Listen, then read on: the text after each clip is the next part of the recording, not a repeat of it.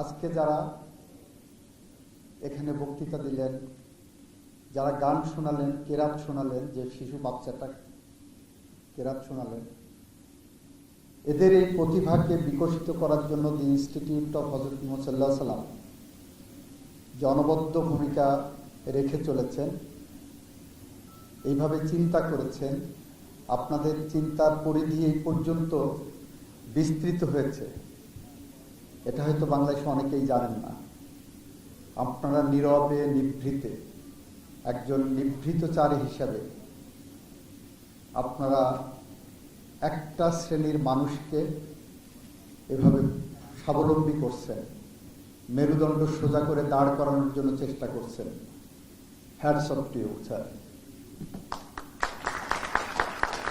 আমি জানতে পারলাম যে 3 বছর আগে ট্রান্সজেন্ডারদেরকেও এর মধ্যে অন্তর্ভুক্ত করা হয়েছে।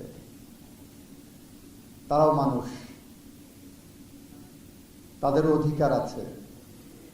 আমরা তাদের নিয়ে রাষ্ট্রীয়ভাবে খুব বেশি চিন্তা করার সুযোগ পাই না।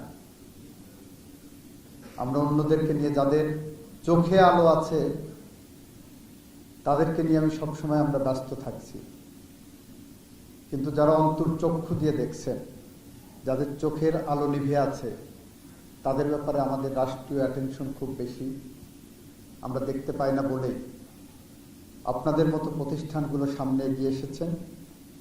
আমি আশা করব সংশ্লিষ্ট মন্ত্রণালয়ের সাথে যোগাযোগ করে তাদেরকে যদি এখানে আরও কিছু করণীয় থাকে, বিশেষ করে সমাজ কল্যাণ মন্ত্রণালয়, তাদের সাথে আপনারা যদি যোগাযোগ করেন, তারাও আপনাদের এই শুভ কাজে অংশীদার না হতে পারলেও সাথে থাকতে পারবে। যে কোনো সহযোগিতা আপনাদের সেখান থেকে করতে পারবে। আমি নিজে কথা বলবো সমাজ কল্যাণ মন্ত্রীর সাথে, যাতে আপনাদের এ ধরনের ইনস্টিটিউটকে প্যাট্রন করেন, আপনাদের দেখা দেখে অন্যরা আসে। আজকে বাংলাদেশে 18 কোটি মানুষ বলা হয়। তাদের ধরেন 99.9% বেশি মানুষের চোখে আলো আছে। কিন্তু যাদের চোখে আলো আছে, যারা এই দেশ গঠন করার কথা, মানবিক মূল্যবোধের কথা বলার কথা, তারা কেউ চোখে দেখছেন না। তারা দেশের মানুষের অধিকার নিয়ে যাদের কথা বলার কথা ছিল, তারা কেউ করেন না। তারা আত্মকেন্দ্রিকতায় ভুগছেন। আর যারা আজকে এখানে এসে যাদের সাথে দেখলাম, তাদের প্রত্যেকের চোখের দিকে, মুখের দিকে তাকালে মনে হয় প্রত্যেকে এক একজন নিষ্পাপ মুখ। আর ওই 17 কোটি মানুষের মধ্যে দেখবেন, অবিকল মানুষের মধ্যে দেখতে অনেক মুখ আছে। মানুষের মতো মুখ আছে, কিন্তু মানুষকে ধরে নিয়ে রাতের অন্ধকারে ক্রসফায়ারের নামে গুলি করে হত্যা করেছে। মানুষের মতো মুখ আছে, দেখবেন কারো ভাই, কারো বোন, কারো মা, কারো স্বামী এখনো নিখোঁজ আছে, অথচ তাদের চোখে আলো আছে। আজকে যারা চোখে আলো নিয়ে এই সমাজে বিচরণ করছি আমরা, আমাদের অনেকের মানুষের মতো মুখোশ আছে। সেই মুখোশ নিয়ে আমরা যেভাবে ঘুরে বেড়াচ্ছি, সেখানে আমরা দেখতে পাচ্ছি না 2024 সালের জুলাই বিপ্লবের সময় পাখির মতো গুলি করে 1400 মানুষকে রাস্তায় 20 দিনে হত্যা করা হয়েছে। 30,000-এর মতো মানুষ, কেউ হাত হারিয়েছে, কেউ পা হারিয়েছে, কেউ মাথা হারিয়েছে, কেউ মাথার ফুলি এখন অনেকে দেখি প্লাস্টার করে রাখা, ভিতরে মগজটা আছে। জাহাঙ্গীরনগর বিশ্ববিদ্যালয়ের ইংরেজি বিভাগের একটা মেধাবী ছাত্র আসলো, তার এই পাশটা নাই।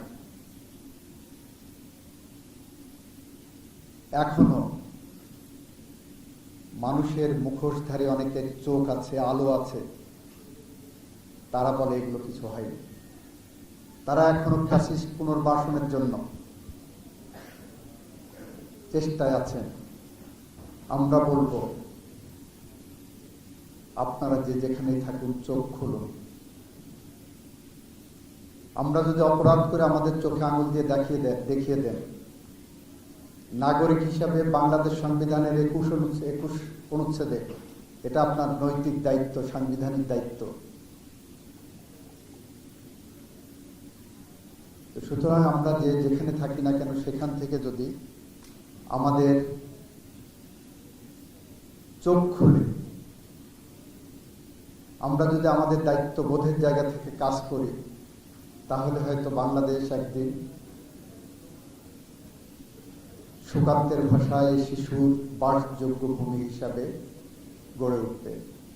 আগামী প্রজন্মের জন্য হয়তো আমরা একটি বাসযোগ্য ভূমি রেখে যেতে পারব। আর যদি ব্যর্থ হই, তাহলে হেলাল হাফিজের ভাষায় আমরা উত্তর পুরুষের বিরুকা পুরুষের উপমা হয়ে থাকব।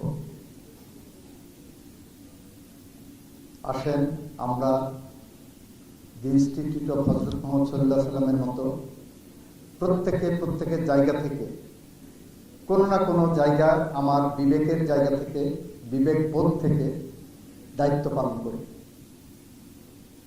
সেই দায়িত্ব পালন করতে যে অনেকের ভুল হবে, ভুল সংশোধন করে আমরা একটার পর একটা কাজ করি, এই দেশকে গড়ে তুলে দেয়। জননী এবং জন্মভূমির থেকে আপন কিছু নাই। কখনো কখনো জন্মভূমি জননীর থেকেও বড় হয়ে দাঁড়ায়। আর দাঁড়ায় বলে জুলাই যুদ্ধে গিয়েছিলেন 10 বছরের শিশু আনাস, তার মাকে চিঠি লিখে গেছে, that is part of the history now, যে মা আমি মিছিলে যাচ্ছি। পঙ্গু ছেলে যদি মিছিলে যেতে পারে, অন্ধ ছেলে যদি মিছিলে যেতে পারে, তাহলে আমি কি করে বাসায় বসে থাকি? আমি যদি মিছিল থেকে না ফিরে আসি, আমাকে ক্ষমা করে দিও, একদিন আমার জন্য তোমার গর্ববোধ হবে। 10 বছরের শিশু তার বিবেকের তাড়নায় মিছিলে গিয়েছিল বাংলাদেশের মানুষকে মুক্ত করতে, জন্মভূমিকে স্বাধীনতার স্বাদ দিতে, গণতন্ত্রের স্বাদ দিতে, আইনের শাসনের স্বাদ দিতে। আমরা এমন একটি বাংলাদেশের পথ ধরে হাঁটতে চাই। আর চাই বলে আমরা বিশ্বাস রাখি এই বাংলাদেশে ফ্যাসিজম যাতে আবার পুনর্বাসিত না হয়, আমরাও যাতে ফ্যাসিস্ট হয়ে উঠতে না পারি, সেরকম একটি রোডম্যাপ আসেন তৈরি করি। শুধু বিরোধিতার জন্য বিরোধিতা নয়। যারা অন্ধ হয়ে আছেন, ফ্যাসিস্টের খুন খারাপি দেখছেন না, তাদের বলবো চোখ খুলুন। আল্লাহ প্রদত্ত 2টি চোখ খুলুন। সেটা যদি না পারেন, তাহলে অন্তর্চক্ষু খুলুন, আপনারা দেখতে পাবেন। আসেন একসাথে হাঁটি, একসাথে চলি, দেশ গড়ার কাজে আমরা মনোনিবেশ করি। এই কথা বলে আমি আমার কথা শেষ করছি। খোদা হাফেজ। বাংলাদেশ জিন্দাবাদ। সবাইকে ধন্যবাদ। এবং যারা এখানে আজকে অ্যাওয়ার্ড পাচ্ছেন, সমস্ত অ্যাওয়ার্ড রিসিপিয়েন্টদের জন্য বিশেষ ধন্যবাদ জানাচ্ছি। সবার আগে বাংলাদেশ। সালাম আলাইকুম।